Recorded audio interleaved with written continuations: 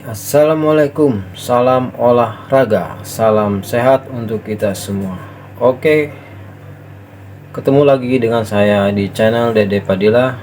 Dan hari ini untuk kalian yang udah gabung di channel ini, saya doakan semoga kalian dimudahkan rezekinya, dipanjangkan umurnya, dan disehatkan selalu badannya.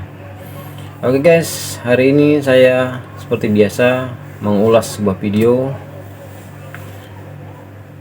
Dan untuk kalian yang baru bergabung, jangan lupa dukung channel ini dengan cara subscribe agar tidak ketinggalan berita-berita timnas kesayangan kita. Oke guys, tidak usah berlama-lama, langsung saja kita simak video ini. Erick Thohir menyebut kondisi lapangan cukup baik jelang pertandingan. Kondisi lapangan nantinya pun akan terus ditingkatkan. Pertandingan Selasa nanti akan berlangsung pada pukul 7 malam waktu Indonesia Barat.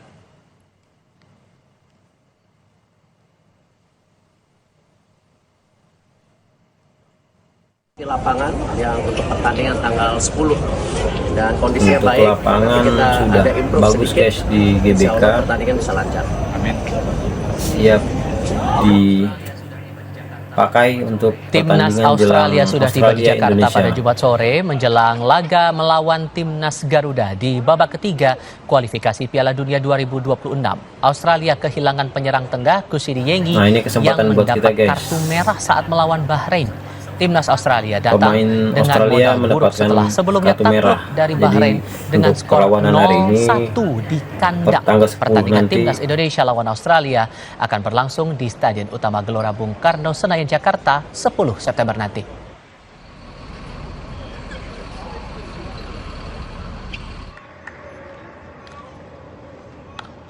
Sementara itu, skuad Garuda terus bersiap menghadapi Australia dalam laga kedua Grup C kualifikasi Piala Dunia 2026 zona Asia.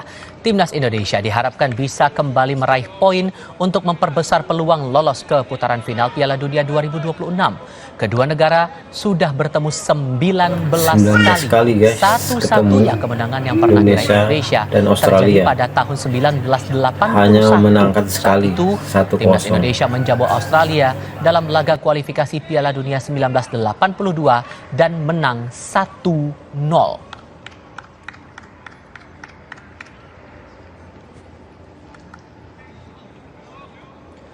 Pelatih Timnas Indonesia Shin Tae-yong menegaskan skuad Garuda siap menghadapi Australia dalam laga kedua kualifikasi Piala Dunia 2026 zona Asia Grup C. Shin Tae-yong meminta pendukung atau supporter Timnas Indonesia datang dan memenuhi Stadion Utama Gelora Bung Karno untuk membantu menurunkan mental pemain Australia. 좀 더 지켜봐 주시고 한 경기 한 경기 최선을 다할 것이다. 그리고 우리가 호주랑 개백가에서 있는 홈 경기에서 우리 팬들이 찾아와 주셔서 상대를 압도할 수 있는 응원을 해주시고 우리 개개인 선수들한테 응원의 메시지를 해주시면 저 또한 힘을 얻고 우리 선수들 힘을 얻고 분명히 좋은 성적을 낼 수 있게끔 최선을 다하도록 하겠습니다.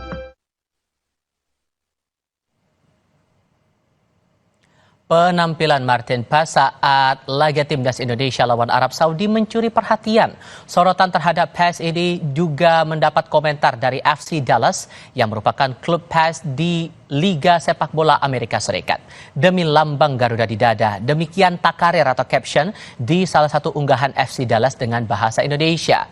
Salah satu unggahan yang paling ramai mendapat komentar yakni saat FC Dallas mengunggah meme Paes di ruang kelas. Tulis meme berwajah Paes di whiteboard dengan suasana ruang kosong.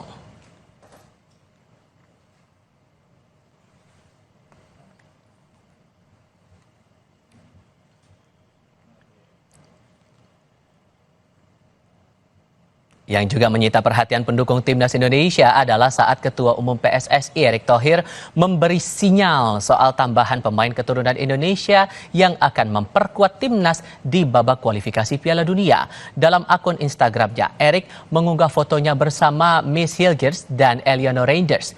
Hilgers saat ini merupakan pemain belakang klub Belanda FC Twente. Sementara itu Eliano merupakan adik pemain AC Milan Tijano Reinders dan saat ini memperkuat klub Belanda PEC Zwolle.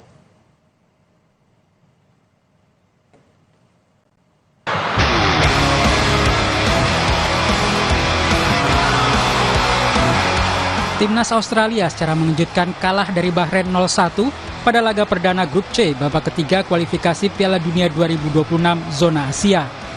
Pelatih Australia Graham Arnold berharap para pemainnya belajar dari kesalahan ini dan bisa meraih kemenangan saat menghadapi Indonesia. Australia kalah 1-0 guys dengan Bahrain. Pertandingan pertama. Semoga Indonesia nanti bisa mendapatkan hasil yang baik. Sementara timnas Garuda bakal tampil maksimal setelah mampu mencuri 1 poin di kandang Arab Saudi. Pelatih timnas Indonesia Sintayong menyebut para pemain makin percaya diri setelah hasil seri di markas Arab Saudi. 우리 선수들을 믿고 있고 제가 하고자 하는 목표는 분명히 선수들한테 동기부여를 시킬 수 있는 부분이 있기 때문에 그렇게 만들 것이고.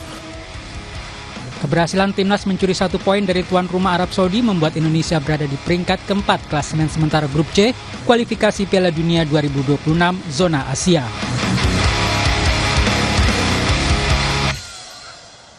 Skuad Garuda akan menjalani laga penting melawan Australia dalam penyisihan Piala Dunia 2026 Grup C Zona Asia. Apa yang sudah dipersiapkan menghadapi pertandingan ini?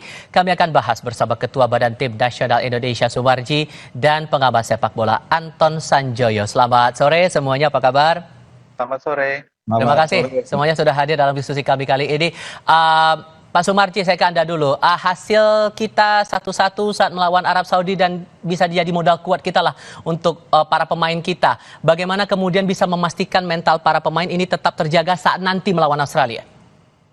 Ya, jadi yang pertama kami tentu mengucapkan terima kasih ya, support, dukungan dari masyarakat Indonesia ya. Yang berikutnya berkaitan dengan kesiapan timnas Indonesia menghadapi Australia yang akan dilaksanakan nanti tanggal 10 ya di GBK. Tentu kesiapan tim saat sekarang ini adalah menjaga dan sekaligus menguatkan mental para pemain. Karena apa? Dengan modal kita bisa meraih poin, mencuri poin di kandang lawan di Arab Saudi. Tentu itu modal yang sangat baik dan bagus sekali buat tim ya untuk lebih menguatkan mentalnya para pemain ketika nanti akan menghadapi lawan berikutnya. Terutama ini kan kebetulan akan main di home ya, akan main di home di Jakarta. Nah, bagaimana kesiapan daripada tim sendiri terutama berkaitan dengan mental, fisik para pemain.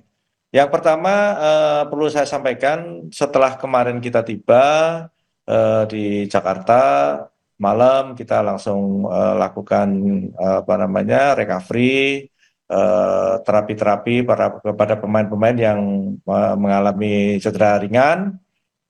Selanjutnya pagi tadi kegiatan rutin seperti biasa. Siang jam 11 kita lakukan gym kepada para pemain, ditentukan atau dipisah sesuai dengan kemarin yang jadi line up main 90 menit dan dipisahkan dengan yang main sekian menit sebagai pemain pengganti. Oke. Jadi dari situ tentu kita bisa lebih lagi memberikan motivasi kepada para pemain agar supaya mental tetap bisa terjaga dengan baik dan recovery cepat segera dilakukan sehingga dengan upaya yang kita lakukan di tim sendiri itu tujuannya untuk benar-benar bisa mempersiapkan para pemain itu dengan maksimal. Karena kan dengan target bisa menang lawan Australia ya Pak?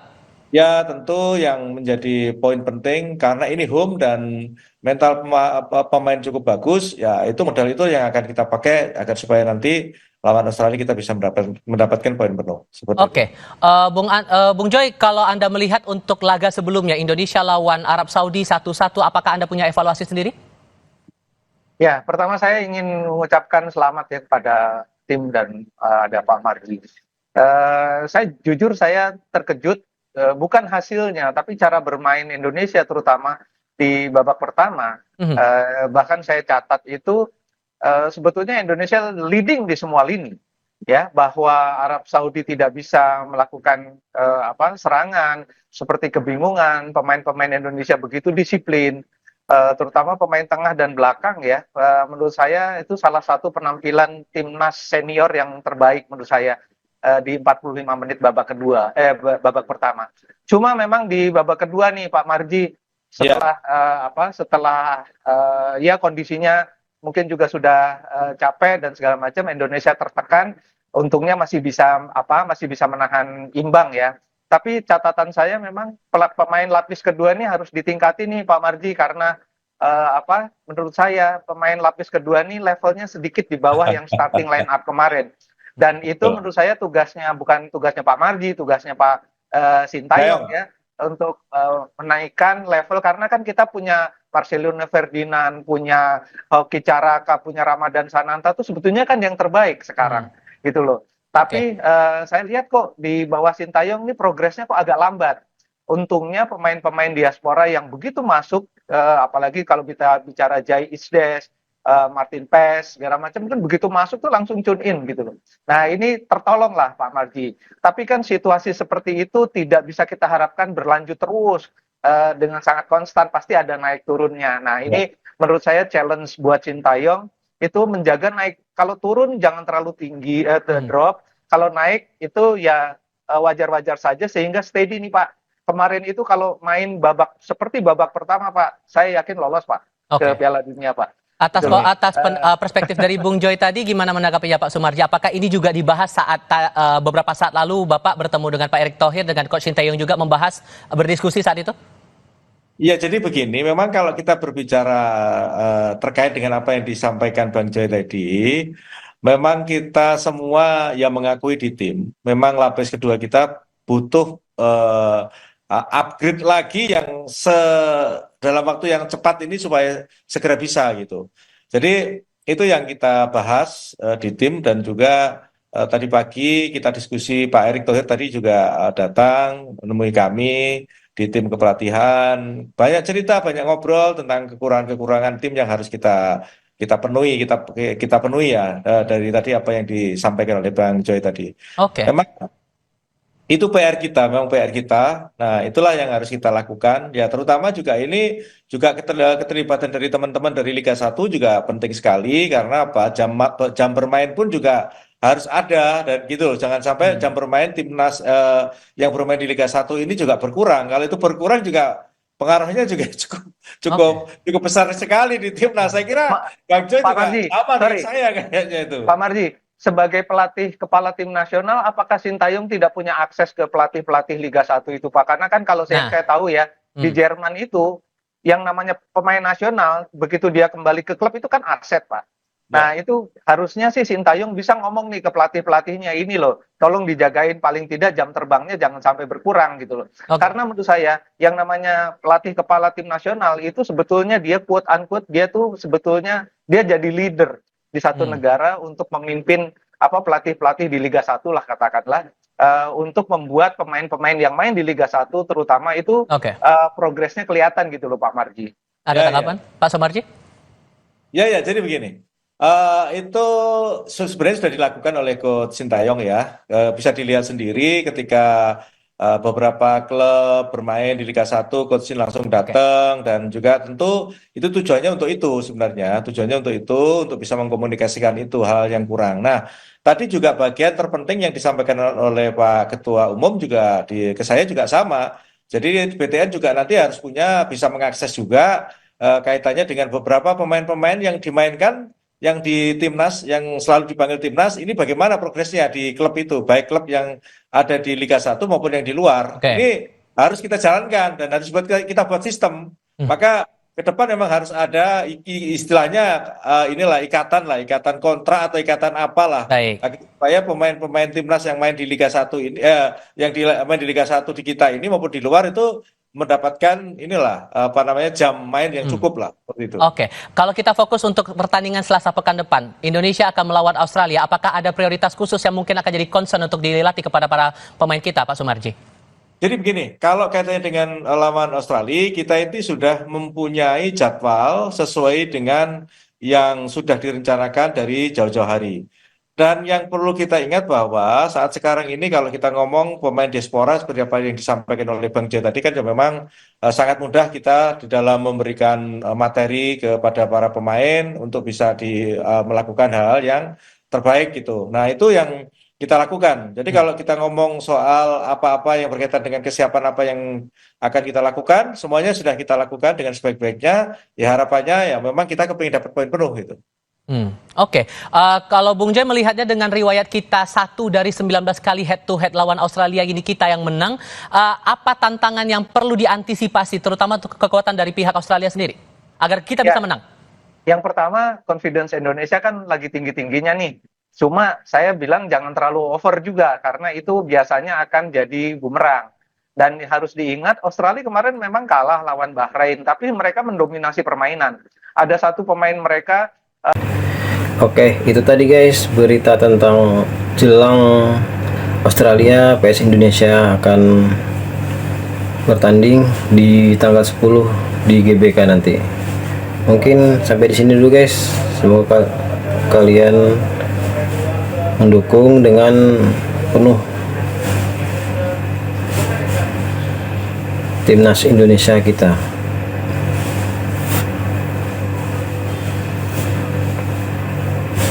Oke, saya akhiri dengan Assalamualaikum warahmatullahi wabarakatuh.